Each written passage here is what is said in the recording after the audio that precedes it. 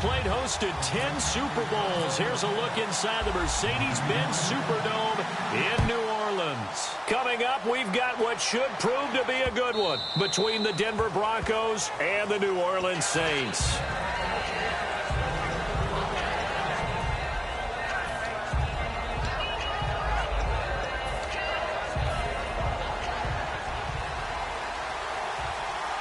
They'll come out in the pistol. They'll throw on first down with Lynch. And down he goes. The pressure getting to Lynch. Paul Kruger in there to make the sack. He buries him for a loss of 10.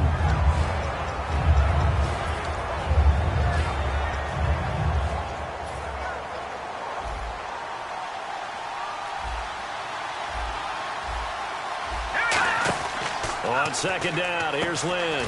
Catch here, left side, Thomas. That catch good for 5. It's third down. The offensive lineup now, and the guy we highlight, Emmanuel Sanders. You can use him in any spot as a wide receiver. In the slot, out wide, it doesn't matter. He just makes plays. And I don't think this is the script they had in mind for their opening drive. This is third and long. And now Lynch. And it's knocked away and incomplete. Demaryius Thomas, the intended receiver, and it brings up fourth down. When you see passes knocked down by those guys I call the frustrated fullbacks, the linebackers, you know that in their zone coverage, they were able to drop, see the ball thrown, and react to it very quickly. So 4th and 15, but the offense is staying out there to go for it. And they'll indeed go for it with Lynch. Looking for Sanders here on the deep ball. And it is incomplete. A surprising move here on the opening drive of the game. And now possession's going to go over with a football at the 20-yard line.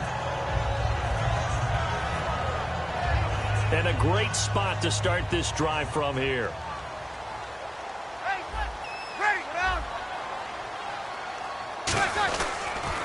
And the former Heisman winner, this is Mark Ingram. A loss of a full 3 yards, and now it's second down.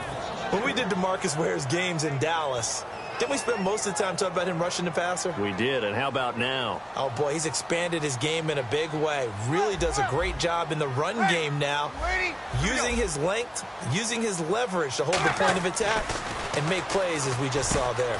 That is caught right at the 10-yard line.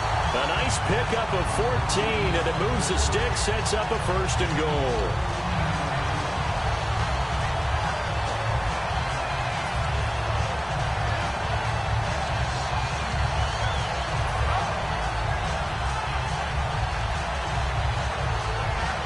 And now inside the red zone, the offense will operate. Ready, like 5-4, like 5-4. They go play action here on first down. And no escaping this time as he'll go down. They got him for a sack. Well, that was point counterpoint, wasn't it? They decided to throw for it on first and goal. Instead, the defense counters with pressure, and the defense wins, getting a big sack. Breeze to throw on second down. Under a heavy rush, and down he goes. And not a good time for the sack on second and goal, a loss of 6. And now it's third down. So from outside the red zone now after the sack, a long third and goal. Breeze now looking for the end zone. Oh, it's a touchdown if he holds on. Instead, it's fourth down. Well, he bounced up after taking a sack and took a shot downfield. I think a lot of us thought maybe he'd run draw in that situation. Instead, tried to get all back in one play. Yeah, third and long, thought he needed the deep pass, couldn't connect it. Maybe he was hoping for a penalty downfield to give him the yardage they needed. So the folks here in the stands this afternoon, they're happy about that one. Their guys get the early advantage after the opening drive field goal. And they should be happy. Their guys look good getting down the field, and that's got to give them hope that good things are in store here today. And Denver getting set to take the field. And last time we saw them go for it in kind of an unusual situation. It's not like it's a fourth quarter do or die. They went for it, didn't get it. We'll see how that affects them this go-around. Partner, I'm wondering if we're starting... And he's taken down here by the Saints. Now whistles come in. We're going to get a timeout here by the offense. They'll have 2 remaining as we step aside here in this first quarter.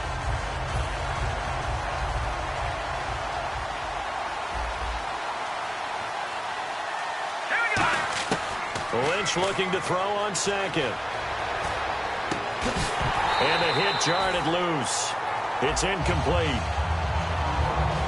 And here now, New Orleans defensive unit. From day one in the NFL, Jerry's Bird has been an interception machine, and now he's added excellent tackling and range to his game. Now Paxton Lynch on 3rd and long. And this one complete to Virgil Green. The completion good for only 6, and that'll bring up 4th. One hallmark of good defenses is understanding the game, understanding positioning, and tackling immediately in the secondary after catches. I think we just saw that on display right there. Got to him before he ever had a chance to think about turning it upfield. Again, we'll see the pistol here. Here we go on 4th down with Lynch. Going up top.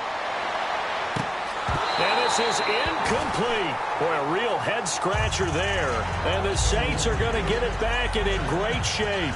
How does the Saints offense now as they get ready to take over here? And they're not going to play this conservative, I don't think. They had the field goal last time, and they're up, but they're looking to put a drive in the end zone. Oh, I agree with you totally. No one goes out on the field and says, all right, let's just settle for 3, except in certain situations, trying to ice a game, that sort of deal. Most of the time, it's end zone, and that's what you're thinking, and I believe that's exactly what they're thinking as they begin this one. Yeah, no quarterback ever goes out there saying, hey, let's get 3, right? Not one that I've ever met. They come out here in the eye. Dive play, Kuhn. Only 3 there on the pickup, but that's enough to move the chains. Well, after that pickup of a 1st down, I think some of the defensive guys are going to be looking over their coordinator and saying that was not in the scouting report. That went against every tendency most teams have. You don't usually hand the ball to your big guy in that situation. Sometimes you catch them by surprise. On 1st and 10, here's Breeze. And he'll take it into the end zone for the Saints touchdown. Kobe Flainer from 10 yards out. And the Saints now add 6 to their lead. Boy, it's nice to have that big, reliable target you can go to.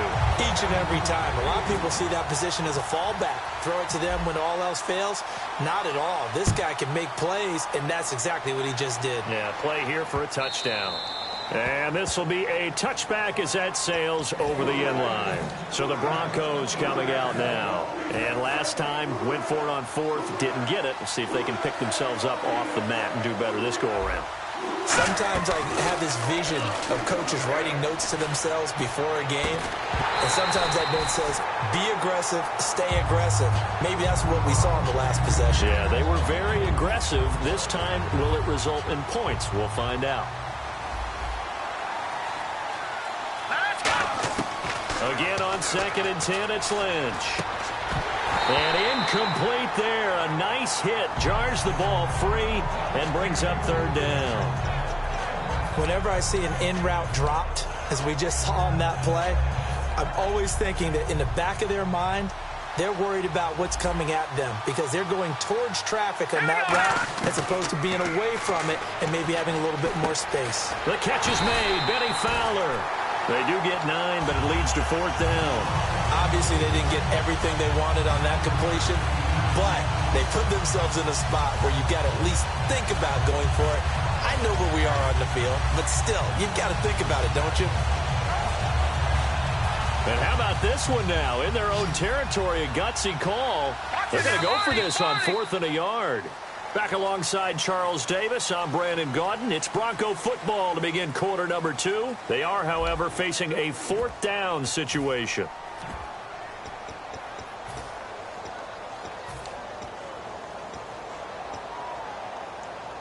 And how about this one now? In their own territory, a gutsy call.